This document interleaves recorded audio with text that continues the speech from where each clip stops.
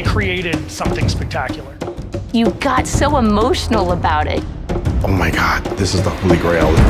It was a watershed moment for the industry.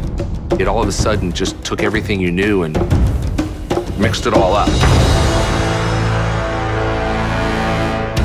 Video gamers across the country are anxiously awaiting the midnight release of a game called Halo 2. 3, 2, 1, November marks the 10-year anniversary of Halo 2. And I am excited to tell you that Halo 2 is getting the full anniversary treatment. The puzzle becomes, how do you honor the material? How do you keep it fresh and interesting for, a new generation? Halo is about this incredibly powerful hero, Master Chief, and his AI sidekick, Cortana, and their journey to save the Earth. We've always been very, very concerned with maintaining that gameplay to just feel authentic. Dun, dun, dun, dun, dun, dun, dun. The moment that kicks in, you're like, yes, let's go.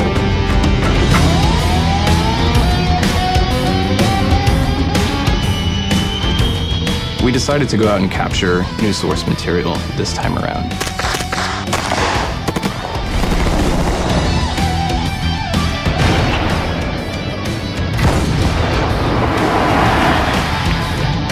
My friends, trust is not the issue today, Spartan Locke.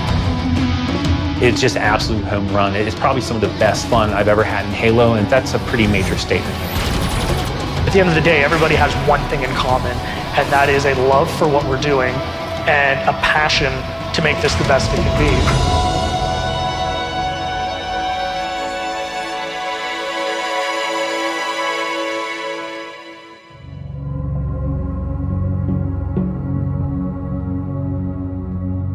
So when I joined Bungie in 1998, I got hired to work on the Myth 2 team. And as I was working on Myth 2, in one room, there was this other room with a smaller number of guys in it working on something else, which at the time was called Blam, this totally top secret codename game that at first was a lot like Myth, was an RTS, but it slowly evolved over time into a third-person game that was on the Mac and PC, and then it became a first-person game that all of a sudden, bam, was on the console when we got bought by Microsoft. But Halo went through lots of different permutations along the road before the first version came out. When we were working on Halo, it was actually the first time that we were developing a game first on Windows. And people don't know that because Steve Jobs got up at Macworld and showed off Halo for the first time and said, and it's being developed on, first for the Mac. It actually wasn't true. We had to scramble to do a Mac port of the game at the last minute for that Macworld conference. And this is the first time anybody has ever seen it. It's the first time they've debuted it. I remember Joe Staten, our writer, came to me and said, yeah, Marty, we need something. We're doing it on Tuesday, and this is Friday. So I'm like, oh my gosh. So I said, okay, so it's just gonna be music. I'm gonna give you a CD. Somebody hits play on the CD. Jason's gonna go up on stage and hit the space bar on the scripted demo. And we're just gonna cross our fingers and hope that all this stuff comes together. I asked Joe, all right, what's the emotional tone? What's the story we're trying to tell? And he goes, I don't know, but it needs to be ancient, epic, and mysterious. I'm like, okay, ancient, epic, mysterious.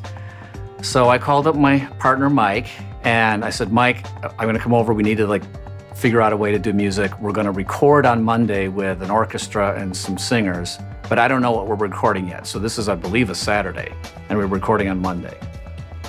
So on the way to his house, I'm driving over, and I'm like, okay, ancient, epic, mysterious. Well, ancient, Gregorian chant monks singing. So I made up a melody while I was in the car.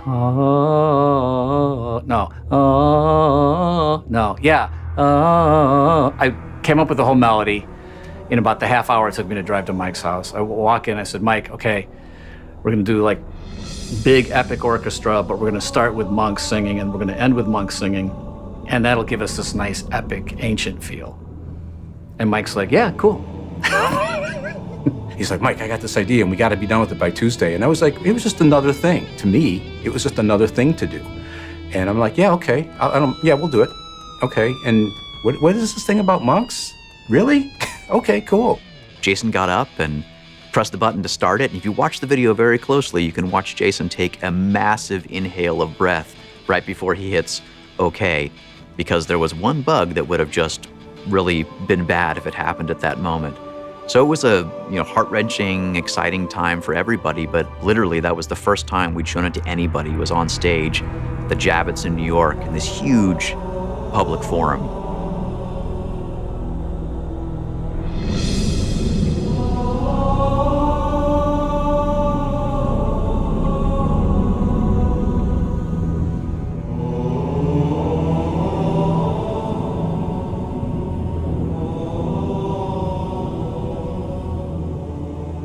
This was a time where big, expansive environments weren't seen too often, certainly in sort of the shooter space, which had been very corridor-focused for a long time. If you remember the demo, it started off indoors, pretty typical, but right in the middle of the demo, we took you outside in that moment of transition, and the camera panned up to show you the sun and the vista. And I think at that point, everybody who was watching and afterwards realized, wait, this is a step change in what we expect from a typical shooter. And in short order, we were out in Redmond getting it up and running on what was to become the Xbox. Let me now unveil Xbox.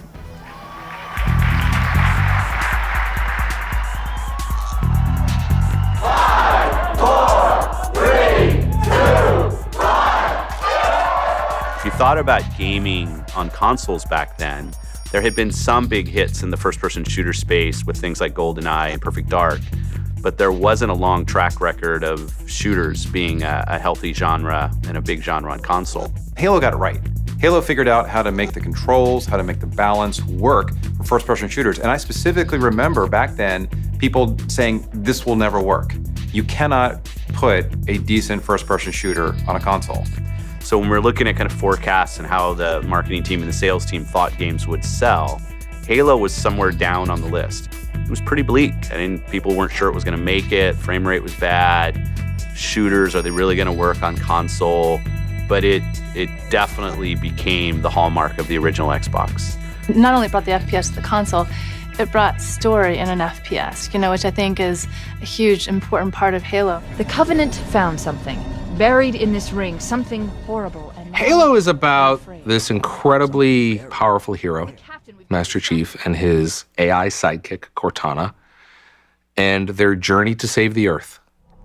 I mean, that's it. I mean, certainly there's a lot of battles along the way, and there's a lot of drama with the Covenant. But that story takes a twist and turn. But your goal is to save the Earth.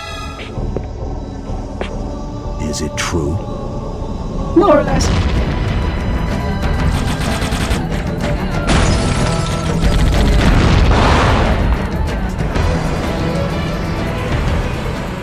Being the standout launch title for the Xbox, Halo single-handedly put that piece of hardware into millions and millions of homes. When the Xbox first released, it went to my neighbor's house. I didn't get one. My neighbor got one for Christmas, and then he got Halo, and I spent the next 6 days, I think, just at his house the entire time. We just kept playing Halo, and that's all we were doing. And then eventually I ended up buying an Xbox just so we could play Halo. I played Halo at my friend's house and instantly loved it. I mean, we were throwing plasma grenades at each other for probably 3 hours. And after that, immediately went home to my twin brother and said, all right, we got to pool our money and get an Xbox. Everybody back then knew what Halo was. And as a result, a lot more people who probably weren't hardcore gamers at the time began to dive in and made the decision to buy an Xbox and discovered even more. When it seems like all is lost, when it feels as if you have no hope. No, I don't think Xbox survives if Halo wasn't there. If you looked at the other launch games that we had, Project Gotham was a nice game. There were a lot of games that proved that we could actually ship games on a gaming console, and Microsoft kind of had no business in doing that. It was our first time trying to do that. But Halo was the thing that I think made people look, and that gave us credibility in creating a console. We didn't sell a lot of the original Xbox, if you go back to the sales figures, but we sold a lot of Halo.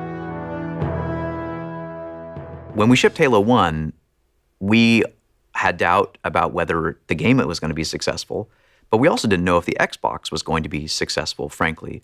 But we really didn't spend too much time thinking about, well, what would we do next? Because the odds were stacked against us. Of course, when it hit and hit big, well, that's when we had to scramble.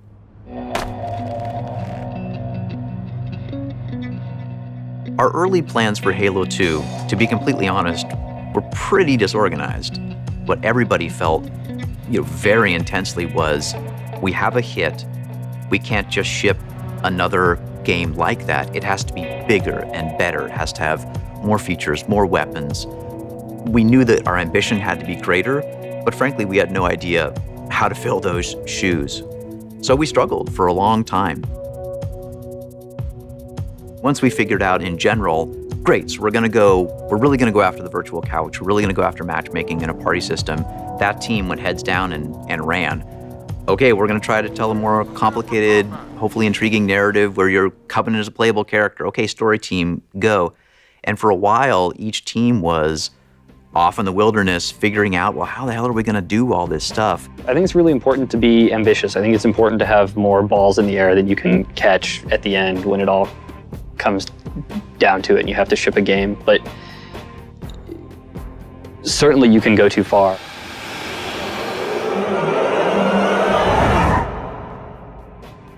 The year is 2552. After a long fight, our colonial defense has failed, and the Covenant have made their way to Earth. Even though I was on the project and sitting in the trenches with the other guys, I kind of had blinders on. What I knew about the campaign was they probably cut, at least a third of the total game, maybe as much as half, I don't honestly know. And that's why Halo 2 ended up with such a jarring ending. This is Spartan 117. Can anyone hear me? Over. Isolate that signal. Master Chief, you mind telling me what you're doing on that ship? Sir, finishing this fight. One of the things I thought about really early on was, imagine that there was a Covenant commander who was in charge of events in the first Halo game. How would he have felt when he fell flat on his face, when he completely failed? What if you were that guy who got your ass handed to you by the Master Chief? What would your bosses think of you? And that's really the genesis of the Arbiter. It was heresy. I had the, either good or bad idea, depending on how you look at it, to suggest, well, what if you actually played as this guy? Wouldn't that be pretty cool if you could put yourself in his horseshoe boots and walk around with his mandible jaws and talk to other Covenant and really get the other side of his story? Undertake as the Arbiter of Perils. Suicidal. You will die as each Arbiter. When they switched the story around and you're playing as the Arbiter, you were like, whoa. What would you have your Arbiter do? It all of a sudden just took everything you knew and mixed it all up. Oracle, what is Halo's purpose? Collectively, the Seven. Wrong! Not another word! Please. It was an interesting way to innovate on the interactive storytelling. We are the arm of the prophets, Arbiter, and you are the blade. Ultimately, that turned out to be a lot more work and made us make some hard choices at the end. We're going to go to Earth, go into the Prophet of Truth ship, rescue Cortana, do battle with the Gravemind, and button everything up. It was extremely challenging to wrap all those different, ambitious angles into one nice, smooth, polished product. And especially at the end for the campaign, there wasn't enough runway to land what we really wanted to land.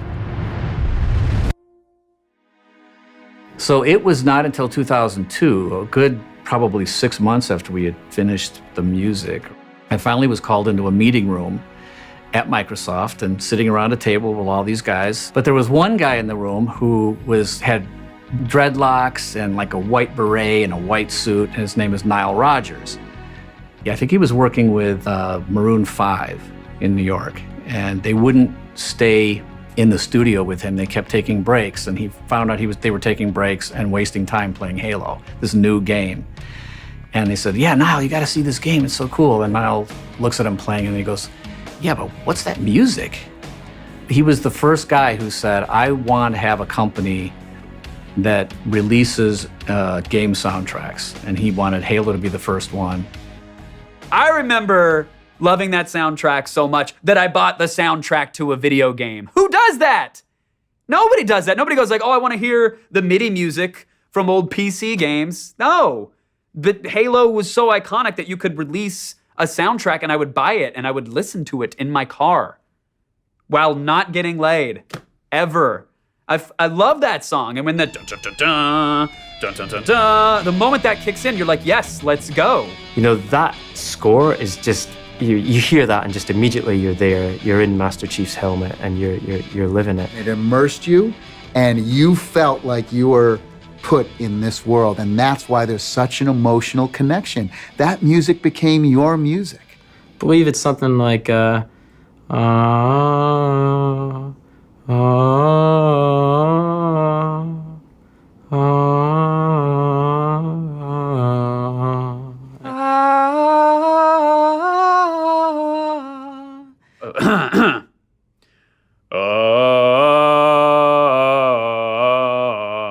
No, that's not it. But then the Halo 2 one's got the rocket like. Yeah, that's. I was dating a girl at the time, and whenever she heard the Halo theme, I could hear every door in my house slam because she knew I was going to be playing Halo for 4 hours. As good as I like Halo 1's soundtrack, he came back after the success of Halo 1 and he said, Marty, for Halo 2, you know, I can get you anybody you want. I'll get you Steve Vai, Jeff Beck, I can get you Pink. You know, a Pink? What? Well, I hadn't really thought about guitar per se and yet, but Steve Vai or Jeff Beck, sure. Are you kidding?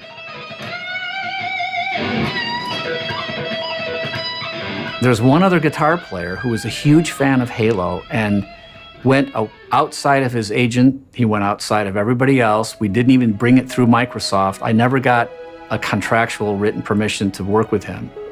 And that's John Mayer. John Mayer plays guitar on two very distinct pieces in Halo, and you hear it on the soundtrack. But I never revealed that it was him because he didn't want his agent to yell at him. He just wanted to be able to tell his friends, yeah, that's me playing on Halo 2. Halo is one of the few games where we still have people playing the 10-year-old game. And Halo was, I think, really special, especially in the United States, as far as how it introduced a lot of people to multiplayer gaming. And with the first Halo, it was a very social experience, physically carrying your Xbox to someone's house, carrying TVs, heavy CRT TVs back in the day.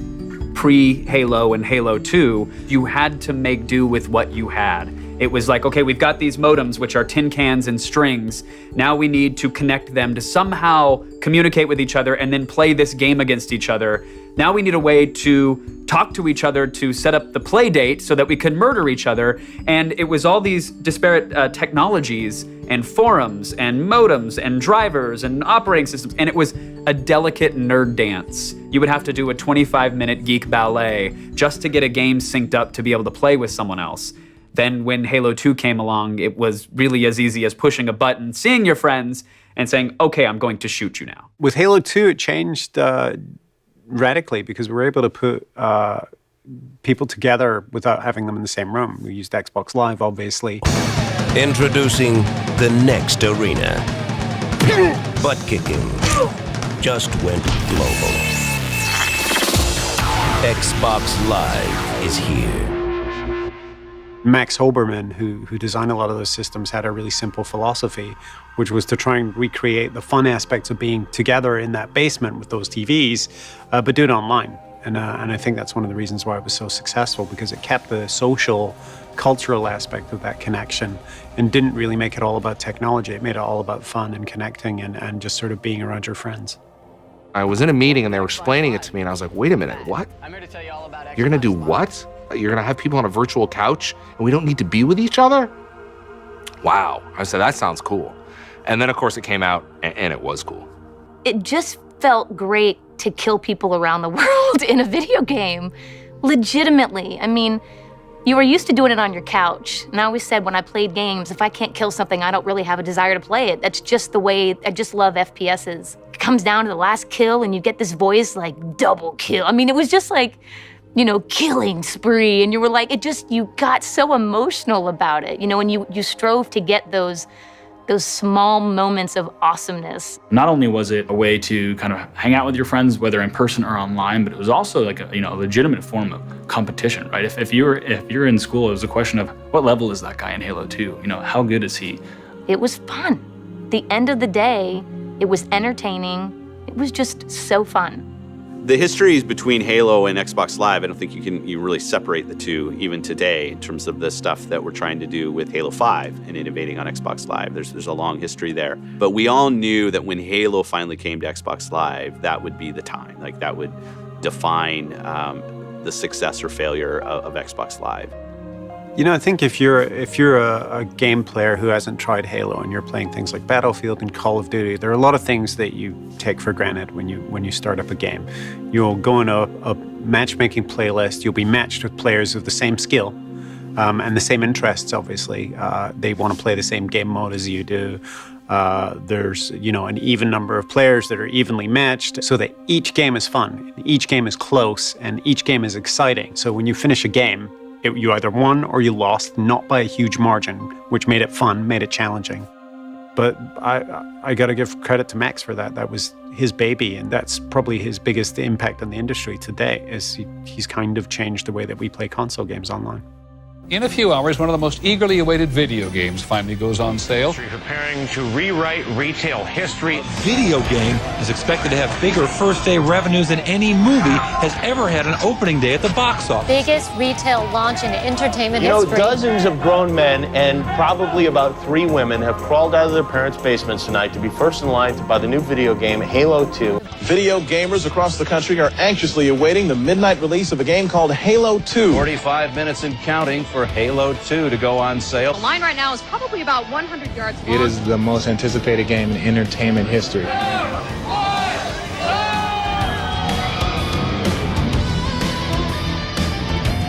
Well, if you're an Xbox gamer, there's a good chance you're pretty tired right now. Halo 2 sold 2.4 million units in 24 hours. Now, I understand there's a few more states to put in the red and blue columns. We're going to go back to the map and Rob Corddry. Rob, looking at this, Rob. Yeah! Suck it!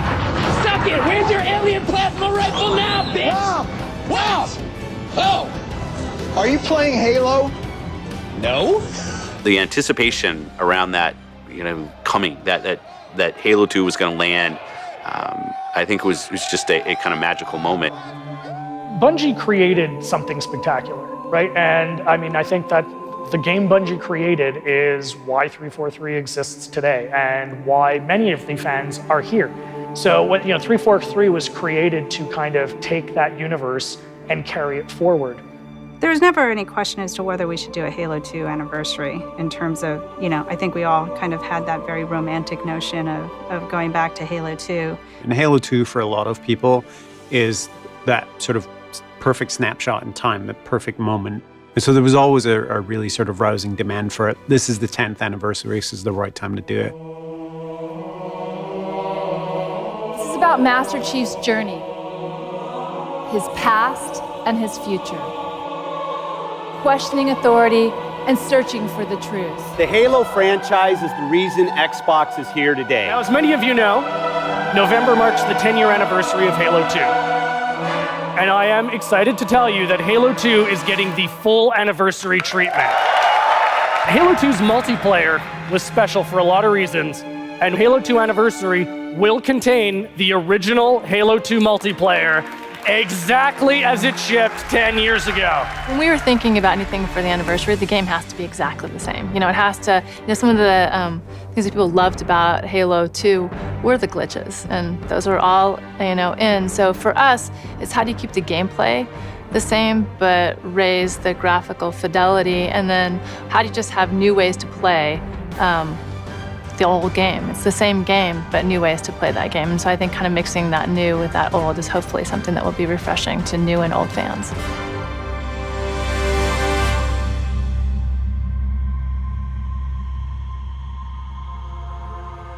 So for Halo 2 Anniversary, Saber is really focusing on the campaign, on remastering all of the graphics and making everything look wonderful on the Xbox One. They're also, because they're so tech savvy, really helping to bring up the resolution as high as possible and hit that 60 frames per second mark that we're stretching to hit. Doing an HD remake to those older Halo 1, Halo 2 games makes a lot of sense because those games, they stand the test of time. The storytelling component of those games is great, the gameplay experience is great, so it makes a lot of sense to bring it to the new hardware. People remember Halo 2 as a beautiful looking game, and so our objective really is to let people feel that the game they're playing now is the exact experience that they played 10 years ago. Only when they switch back will they realize the tricks their mind was playing on them because of the lapse of 10 years of time. There's something that's just so instinctual about how that game feels and plays to you that I don't think it's something that you can identify directly. So we've always been very, very concerned with maintaining that gameplay to just feel authentic. And that authenticity is something we didn't want to lose, and something we know that it's very easy to just miss.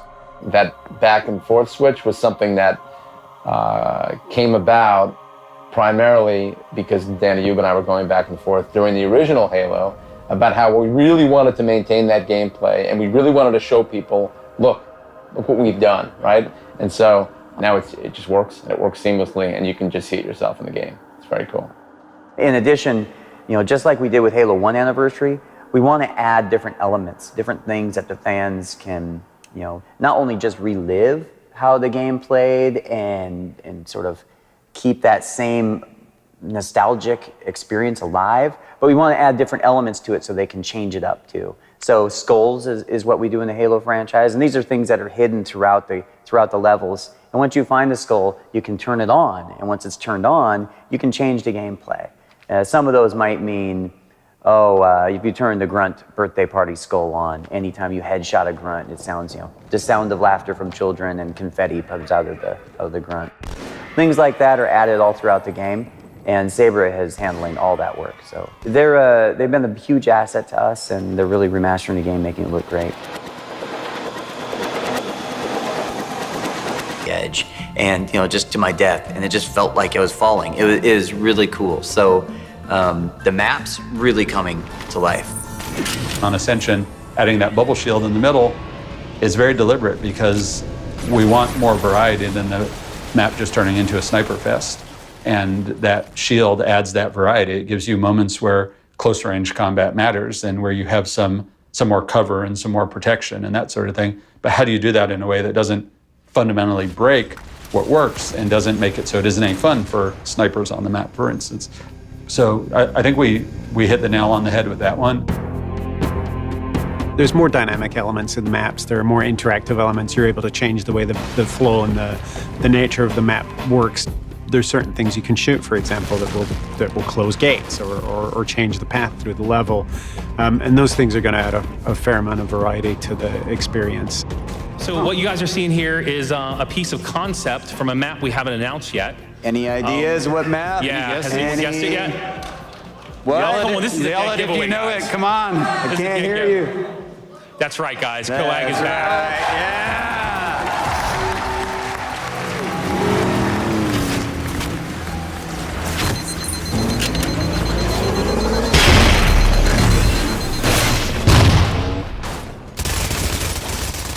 We showed off what turned out to be almost everybody's favorite announcement, which was the Gun Goose. That was kind of fun. We knew it'd have a good reception, but we didn't anticipate quite how positive the reception would be. So what's better than a mongoose? A mongoose with guns. Yep. Nice. Yeah. It's just absolute home run. It's probably some of the best fun I've ever had in Halo, and that's a pretty major statement because I've had a lot of fun in Halo. The art treatment and everything that Max and his team at Certain Affinity have been doing has really been true to the original. Just keeping it updated and adding all of this, cool new features and awesome skyboxes. They knew that it was great when it launched 10 years ago. They didn't want to change that.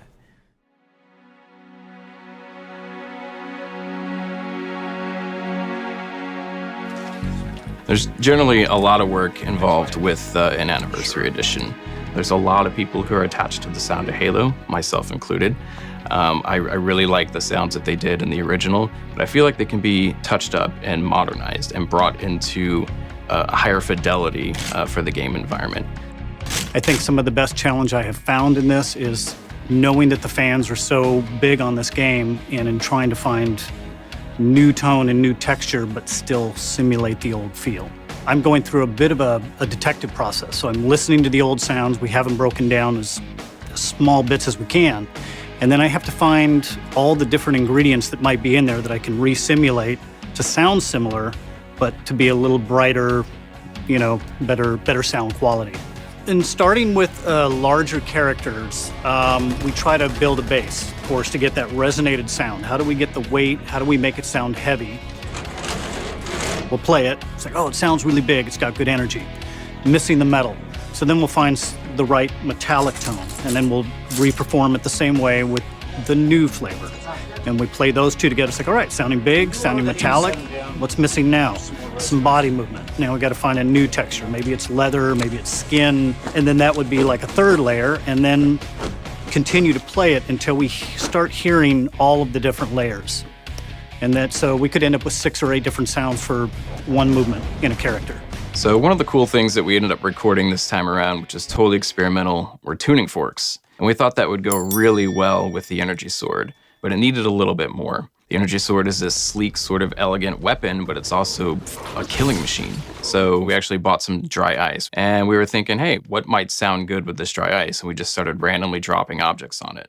What we really thought was cool was when we dropped ball bearings on it. So we ended up using the ball bearings on the dry ice and the sizzling and the burning and the screaming. And what we did is we had the engineer room actually feed that back to us through a loudspeaker in the Foley room. And we then set up a microphone, and we actually made the sword motion from the game. And that allowed us to capture more of a natural and sort of unique sound. Here is what shipped in the game 10 years ago. We wanted something with a little more body, we wanted something with a little more musicality, and we wanted something with more power. Here's kind of the direction we're going now.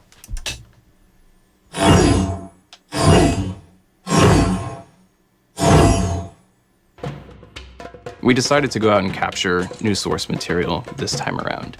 Obviously, you can't go out and record a battle rifle. You can go out and record things that are similar to it. But what we wanted to do is kind of choose weapons that had unique characteristics. So for example, the Thompson machine gun. It's got a unique clack, clack, clack, clack sort of sound to it. And that's a very unique characteristic that we wanted to kind of carry over into some of the newer weapons. Each gun kind of felt different. The M1 Garand obviously is the big, beastly 30-06 large caliber gun. Really packs a punch, you can really feel it in your chest. And then there's the silent submachine gun, the MP5, that really has a unique sort of ka-thwack sound. You let it fly and then you hear the thump down range. It's pretty cool. My personal shotgun is the shotgun in Halo 2 Anniversary. I completely forgot about that, but that was a fun day.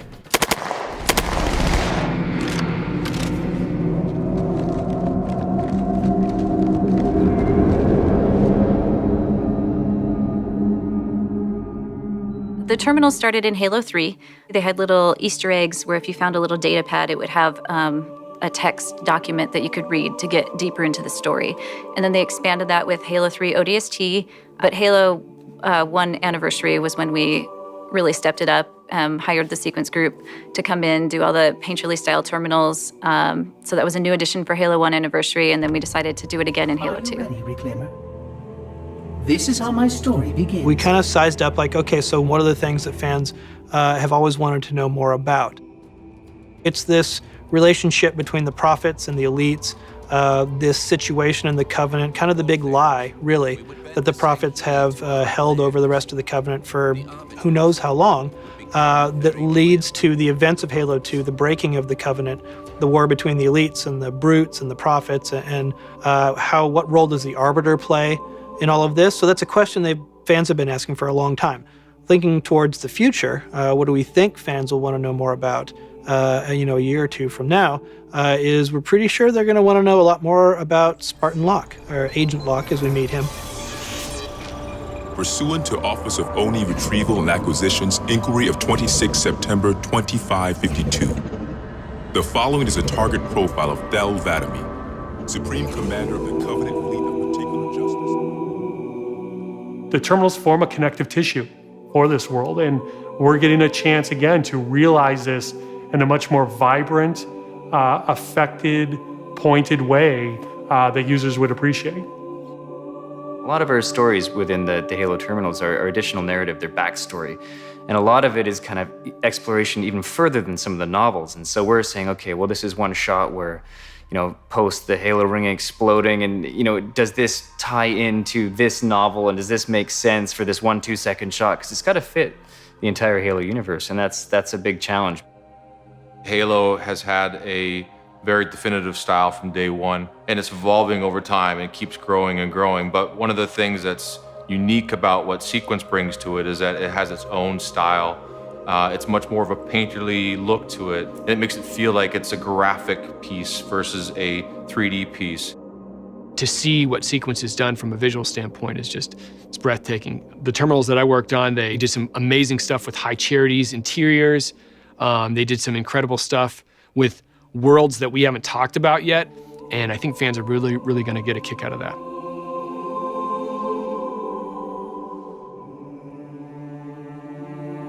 When we were doing the voice acting for all the terminals, we had people in Redmond on Skype listening into the session in LA with the guys from Vancouver. All these pieces have to come together. It's amazing to get to see the voice talent because obviously they're such an integral part to what we do with the terminals. To be able to go to the studio and actually see them perform is amazing because we're able to sort of show them the rough drawings and the animatics, and they're able to sort of feed off our work as well. So to be able to go down and see what they do and really appreciate and also contribute, it's great to be able to be involved in that. I really am glad that they're revisiting it, sort of giving it new life. I mean, take a 10-year-old game and then actually tie it into the future of the Halo franchise as well. That's really cool. Honestly, that's one of the coolest things that I think we did during these sessions. Everybody here just lit up. It was like, oh my God, this is the Holy Grail. This is, this is Halo. Oh my God, this is huge. My name is Keith David, and I play the Arbiter. When it came up, and they were looking for, this character, the Arbiter, and I got the first script and read it. I was like, wow, I like this guy. I like this character. And you see what he looks like, it's very different. And, through the different incarnations of the game, I love the way it's evolved. I love these stories. My friend's trust is not the issue today, Spartan Locke. It is my trust you must earn. You are a hunter, yes? A seeker of things. And now you hunt other Spartans. Getting to meet somebody like Keith David, a character, I know him through his character in the Halo series really well. It is a really cool thing to see that in real life, Oh, this time I'm going to have an Earl Grey. Everything he says is epic. Yeah. Get to be on the other side of the glass and take this, be the first ears that hear these performances, and get giddy and excited about it, knowing where it's going to go and knowing what millions of people are going to get to enjoy. It's a huge deal bringing back Keith David and having the Arbiter, and then adding this new character of Spartan Locke and have this story be more complete and more connected in the fiction. That's an amazing start to a journey that I think Halo fans are going to be thrilled with. A lot of the narrative work we do is best done with actual VO narrative storytelling. I mean, if people watch something without any audio, you realize that it's 50% of what you're doing. I mean, it sets the feeling, the tone before anything else can. It's extremely powerful, so it's a big part of our work. The following is a target profile of Thel 'Vadamee, Supreme Commander of the Covenant Fleet of Particular Justice and compiled by Lieutenant Commander Locke. I like to think of him as a career soldier in a sense that he has a lot of tools, he has a lot of pedigree, and he's been in the forces for a long time.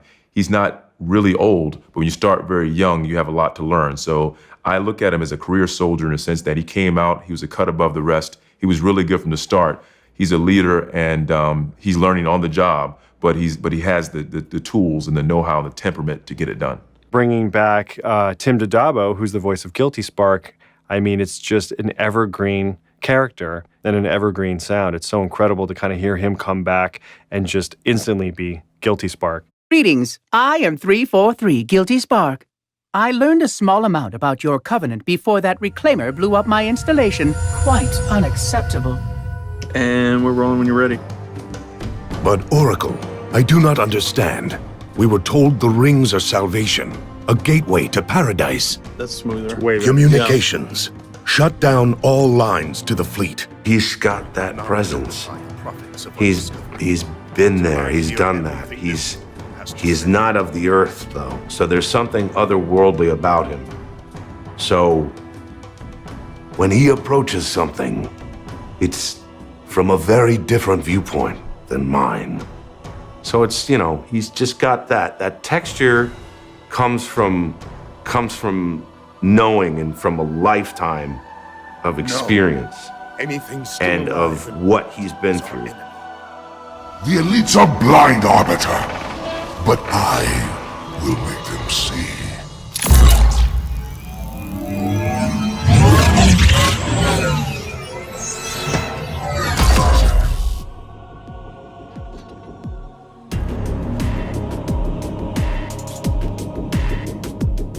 So Microsoft came to us and like, okay, we have this Halo 2 project where we basically have to recreate those cinematics that we had before, but now we want to pump it up res it. But the thing is, it's 58 minutes worth of footage. Oh, okay. A lot of times people come to us and they say, hey, here's our game and here's what's cool about it. Make something great. And we go off and do it. This time, the structure was already there. We're using the same timing, we're using the same story. And because that structure was there, it really gives us time to focus on the visual fidelity and the performance of what was already there. So yeah, no, we couldn't say no. After it's more, okay, now that we've said yes, how do we do it? So for the choice of actors, we actually found the perfect mix of people that could do mocap, that had the facial features that we wanted, and that were also great lip syncers, so that they could perform their facial and also be very technical to hit all this facial expression at the right amount, at the right moment. Your father never asked me for help either. The actors look like their digital counterparts in the film, and we're really capturing their performances and keeping all the nuances that it's really hard to animate.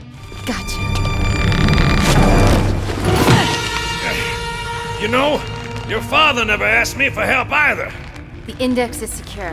There's a large chunk of the human brain whose sole purpose is to decode the content of the human face. Oddly enough, women do it twice as fast as men. But that piece of your brain is there to look at faces and understand what's going on. And a lot of people, even if you're not artists, will be able to look at CG-generated face and say, there's something wrong with that. I don't understand, but it's off-putting. They may not be able to tell you what's wrong, but they know it's wrong, and it makes them feel uncomfortable. I think there's some deep primal monkey brain sort of thing going on there. But this process kind of circumvents that. All those little subtle nuances that are really hard to put in there by hand, if you're an animator, kind of come for free because we're capturing everything. All those little things are there. The computer doesn't miss it, even if we did. Playing Cortana was really unique because there's, in this particular version that we're doing and using the MOVA, you're in such a small space to work with. And as an actor, it was really fun and challenging, creating this new character, but having to match a voice that's already there and making sure that I gave the performance that you want that matched not only the mocap, but then going back in and matching it with your actual movement on your face. And you can move this much. And then there's the action sequence, which was nuts because it was literally Frank being like, you jump, you run, you fall, land, look up, oh no! See the, go, get it. Buzzers, look around. It was that kind of thing. And you're doing it all just with this kind of movement with your head because you can't do any more than that. We got to those really funny moments where the comments would be like, could you run more but not move? It was really funny. Yeah, one of the great things about games is, you can play multiple roles in the same production. So, being the Arbiter and being Johnson, there are actually scenes where I'm fighting myself.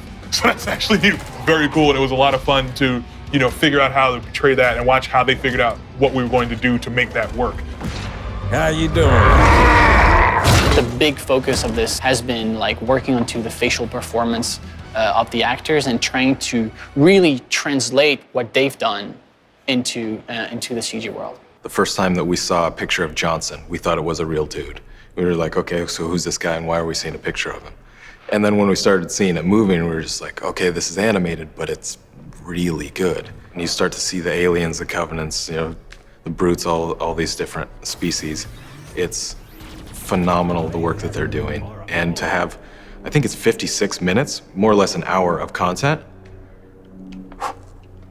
As a Halo fan, that gets my blood going.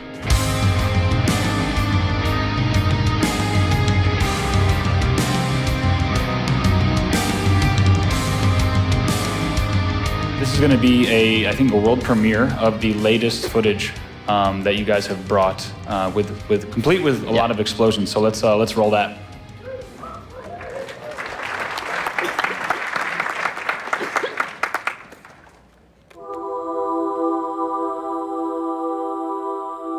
In the event of unexpected shutdown, the entire system will move to standby status. All remaining platforms are now ready for remote activation. Remote activation?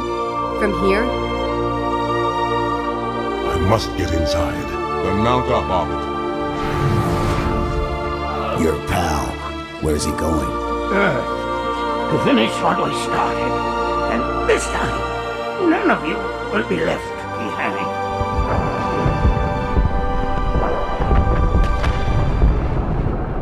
Don't make a girl a promise if you know you can't keep it.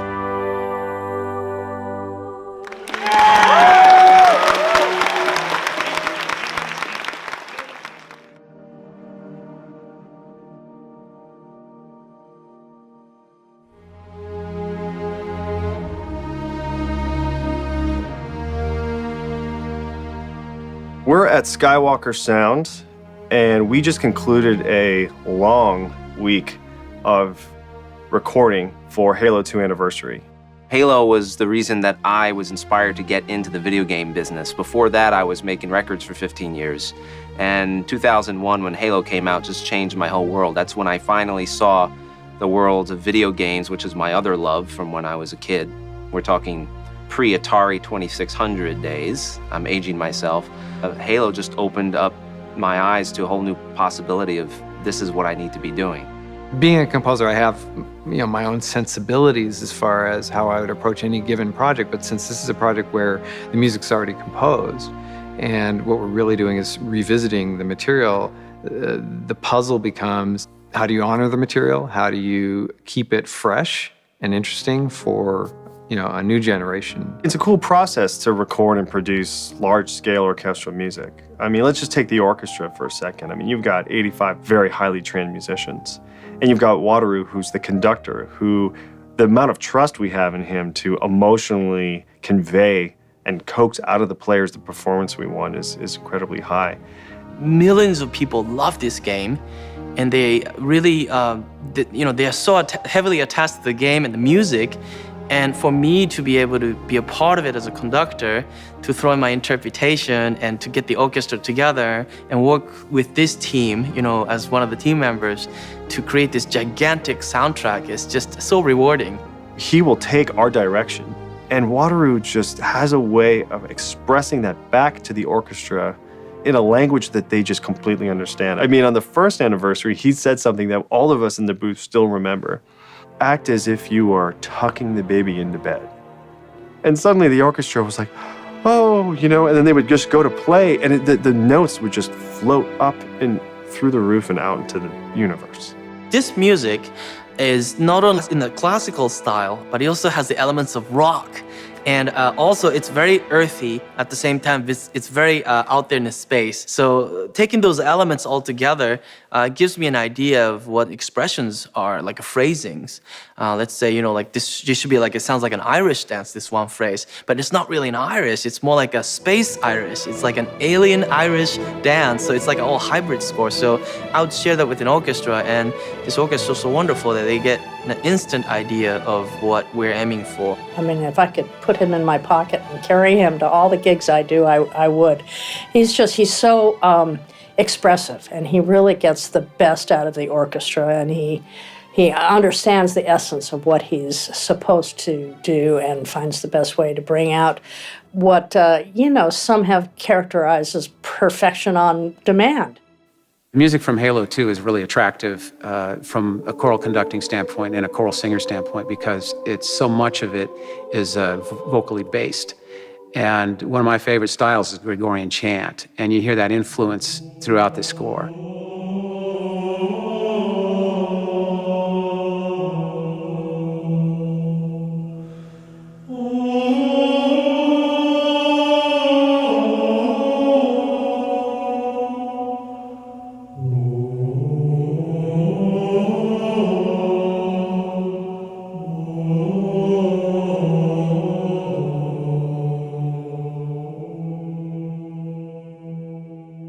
So when you take the full breadth of the symphony, and then you take the full breadth of the opera chorus, and then the boys' choir just singing perfectly, just that incredible, beautiful sound, it's visceral. I mean, it's an emotional experience.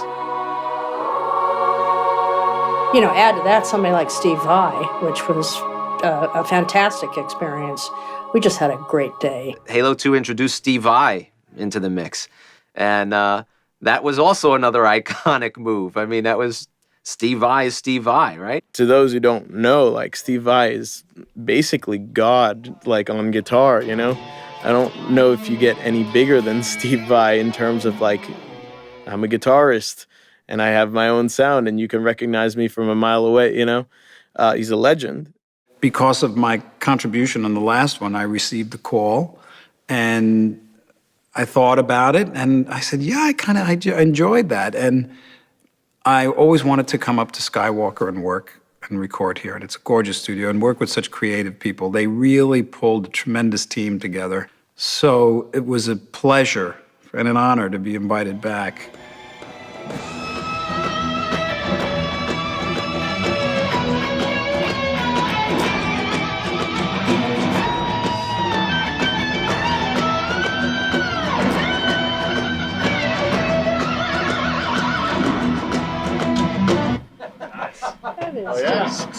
That is stupid. That dude can just go, I'm more like a composer. I take my time. He's just like, oh, I've got a guitar. Okay, awesomeness is about to happen. Now let's pick which version of awesomeness we're gonna go with, I had no idea what would happen 10 years from the date that I did the original guitar part in the soundtrack for the first Halo 2. But I had a blast doing it then. My friend Nile Rodgers called me. He was producing the soundtrack. And, I have two boys, and they were really they loved the game. When I told them I was playing on the Halo 2 soundtrack, they couldn't believe it. It was like I finally impressed them, So, yeah, I might quit guitar tomorrow because of what I saw today.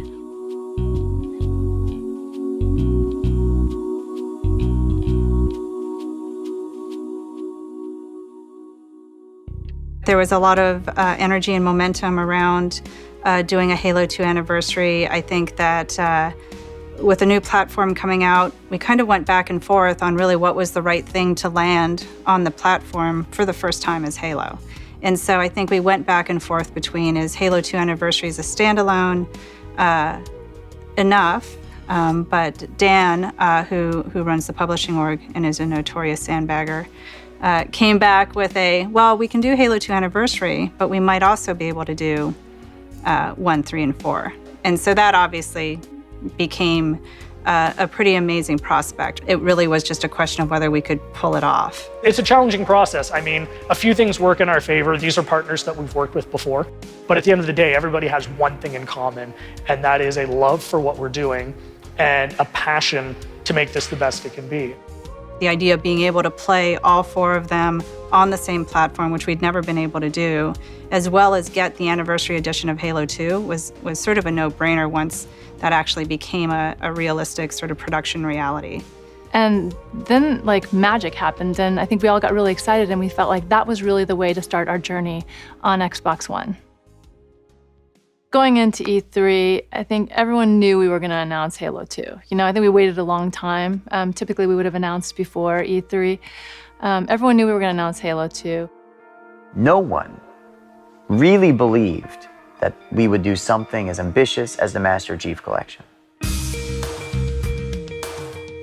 The simple fact that nobody believed that it was going to be what it was actually great momentum for us to ride into E3. I've been rehearsing this forever, and I've got the points that I want to hit with everything that's coming. So I get up there, Bonnie does the intro, I get up on stage and I start talking about the collection, and we hop into the multiplayer, and the multiplayer stuff looks great, but then the closing is really where the punch is going to be, right? The closing is where we're going to say it's all 4 games, it's 60 frames per second, it's 1080p, it's quite literally every multiplayer map that has ever been made.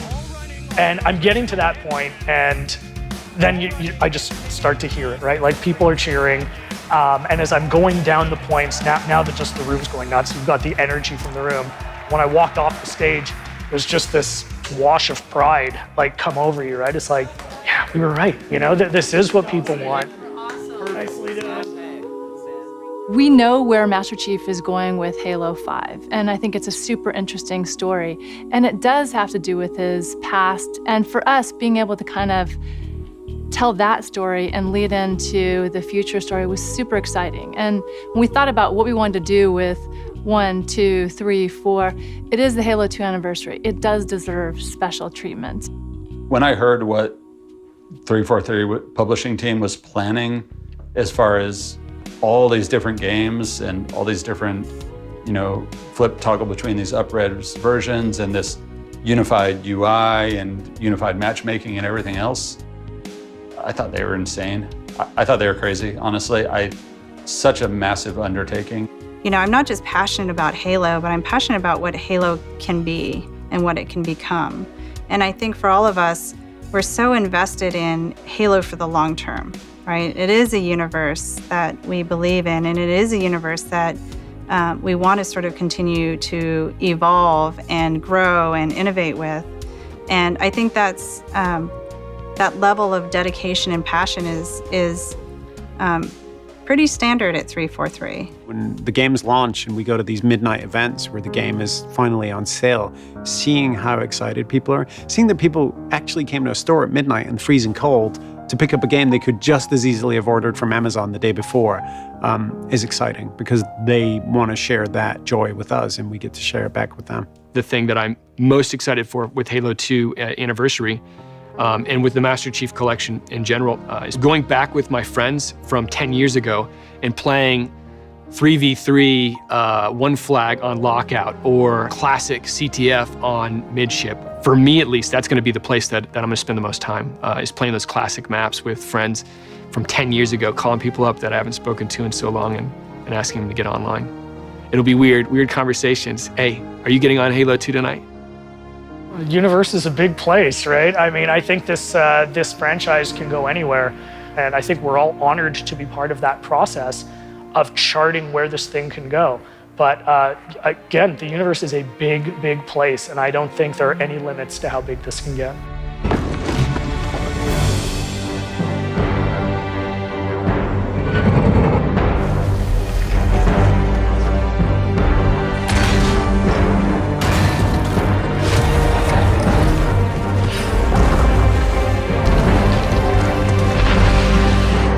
This is Spartan 117.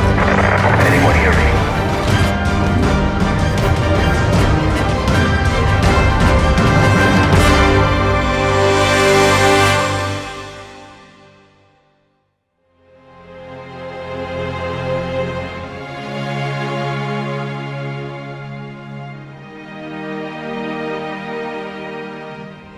I love picking up the sniper because it feels amazing when you get that one hit to the head to get that one hit kill.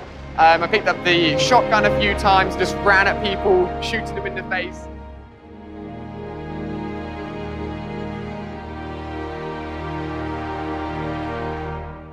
To see it kind of remade with better graphics, you know, have a real incentive to go back and play the old games, feel the nostalgia. It was great. It was a lot of fun.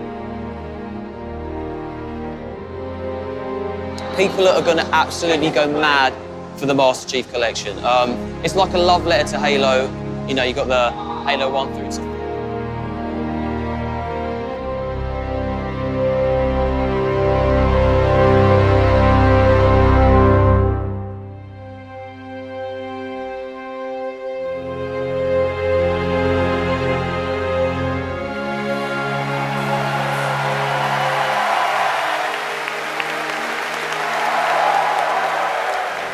When we finally see our work go out in the real world, I mean, it's so gratifying. I mean, I know this sounds really stupid, but I've literally cried at some of these things when you see the fan reaction and how much it means to them.